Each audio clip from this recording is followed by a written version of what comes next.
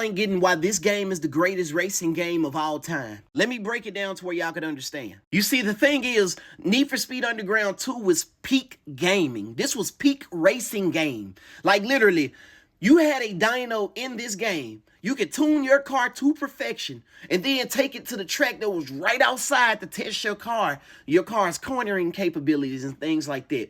You see, Need for Speed Underground 1 was very good also. See, these are like the golden age of games. You know, first is Need for Speed Underground 1, 2, and then you have Need for Speed Most Wanted, which took the elements of 1 and 2 and combined police chases along with free roam, but that's another story. Underground 2 was absolutely unique, bro. You could customize every single thing. So you had three type of car guys. You were a Underground 2 guy, you were a Gran Turismo guy, or you were a Midnight Club guy. So you could take pictures for magazines in this game. Bro, you could add speakers, hydraulics, the biggest wing you could add on the back of your car. Don't matter if it was front wheel drive or rear wheel drive, although, you know, by today's standards, those modifications on a real car would be pretty much taboo. This was the type of game that made you think about it all day at school. All you want to do is get through your work, you know, get through school, get home and hop on this game because you had your game on for like 72 hours straight because you didn't have a memory card. You know, these games also came out around the time that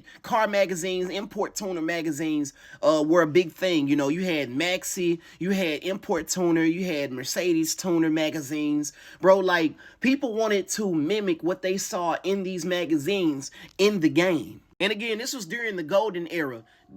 Think about this for a second. Do you have any idea how many, you know, games these things sold? To put things in perspective, Need for Speed Most Wanted 2005 sold 16 million copies. EA ain't never been able to do that again. Black Box can never do that. None of those can do that. Nobody can do that again. You know why? Because they've lost their soul. That's why.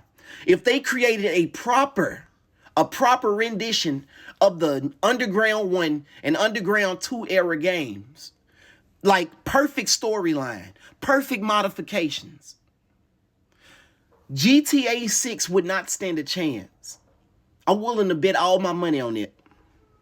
They would not stand a chance. And the reason why we don't have, you know, influential games like the ones of the early 2000s is because nothing's influential anymore. Think about this. You go to a car meet, what do you see? Fairly stock-looking vehicles with Whipple superchargers, Magnuson superchargers. You know, they don't have the outlandish body kits like they used to have back in the day. And if they do, it's going to be at a SEMA to which you're barely going to find that there anymore. This game single-handedly created the next generation of car enthusiasts.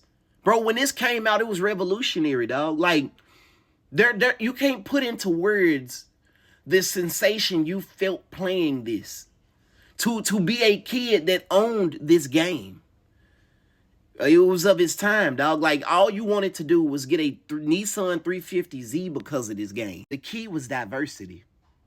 It didn't matter what walk of life you came from. It didn't matter, you know, what type of car you had in the game. It didn't matter. It didn't really matter.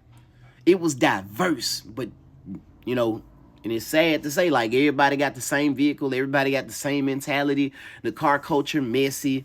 And, you know, the guys who were flourishing around the time this game came out, building cars and shit, they no longer want nothing to do with the rest of the car culture. But this is just another rant. I love you guys. Y'all be easy.